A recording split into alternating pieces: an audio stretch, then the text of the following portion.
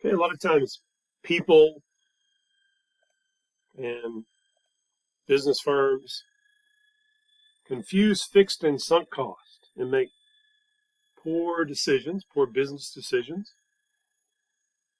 because they don't recognize the difference. Okay, so a fixed cost is a cost that you currently have to pay that does not change with output. A sunk cost is an historical cost. It's a cost that has been paid, and it is lost forever. That's money that you can't get back. It's something that you can't get back. Okay, so one implication of economics and the equimarginal principle, the notion that we need to pursue activities as long as the marginal benefit exceeds the marginal cost, additional benefits and additional cost, is that sunk cost should be irrelevant to that decision. Okay, so a decision maker should always ignore sunk cost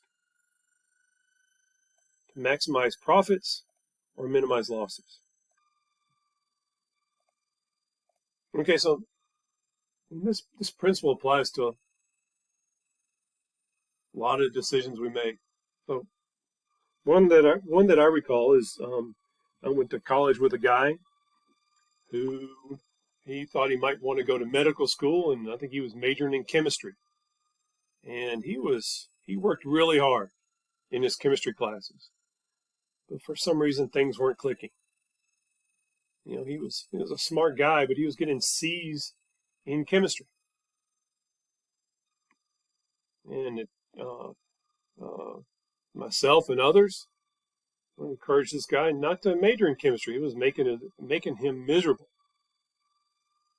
You know, turns out that he had taken an economics class and done pretty well, and so I said, well, why don't you major in economics?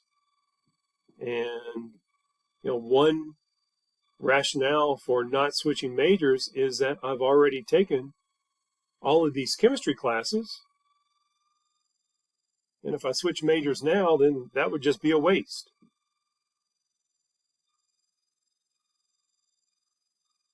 Okay, but it might be that all of those chemistry classes are sunk cost. Okay, the decision should be, if the marginal benefits of switching majors to economics exceeds the marginal cost of switching majors to economics. Okay, so if all those chemistry classes are sunk cost, you should ignore them. Okay. And so the rest of the story is my friend switched his major to economics, did really well, went out and worked for a couple of years, took the LSAT, went to law school, and is now practicing law and enjoying that. Okay, so maybe another way to think of sunk costs is that they are water. It's water under the bridge. And I got this from just a Google search on water under the bridge. Okay, used to refer to events or situations that are in the past and consequently no longer to be regarded as important or as a source of concern. Okay, and we have got this phrase here, because sunk costs, because water under the bridge is hard to ignore. Events or situations that are in the past sometimes stick with us for a long time, but if we're maximizing profits, it's best to try to ignore those. Okay, so here's a problem from the book that that's a good example of water under the bridge. So a local restaurateur who'd been running a profitable business for many years recently purchased a 3-way liquor license. This license gives the owner the legal right to sell beer, wine, and spirits in her restaurant. So the cost of obtaining the license was $90,000. The license can be sold, it's transferable, but only $75,000 is refundable if the owner chooses not to lose the license. Okay, so the owner has bought the license and has been selling alcoholic beverages at the restaurant for about a year.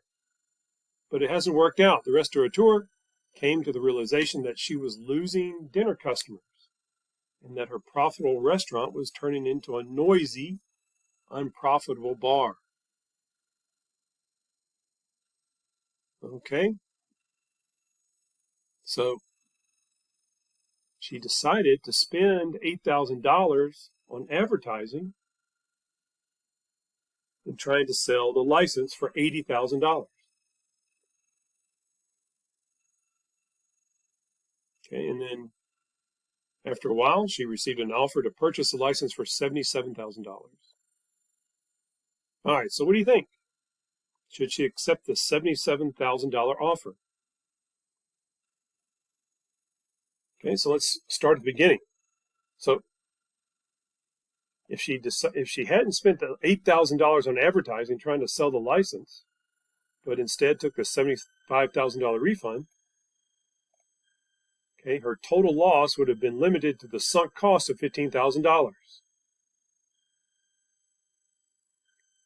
Okay, her decision to spend $8,000 on advertising in an attempt to fetch an extra $5,000 was clearly foolish, and I don't think that's overly harsh. She could have turned it in for $75,000. She spent $8,000 trying to get an extra $5,000 for the license, trying to sell it at a price of $80,000.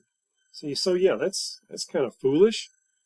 It's so foolish you wonder why the authors had written the question this way, but we'll leave that alone. Okay, nevertheless, the $8,000 is a sunk cost. So that you got to ignore that sunk cost as well. Okay, so even though we spent $8,000 trying to get $80,000, we should ignore the $8,000, and the $77,000 is the best offer. So yeah, take the money and run. She should accept the $77,000 offer because that makes her $2,000 better off than just turning it back in and getting the $75,000 refund. So even though it was a bad decision, you might have a bad taste in your mouth about the $77,000 offer. Since it was less than the $80,000 you wanted, it's better than the $75,000. So ignoring sunk costs is going to make us better off.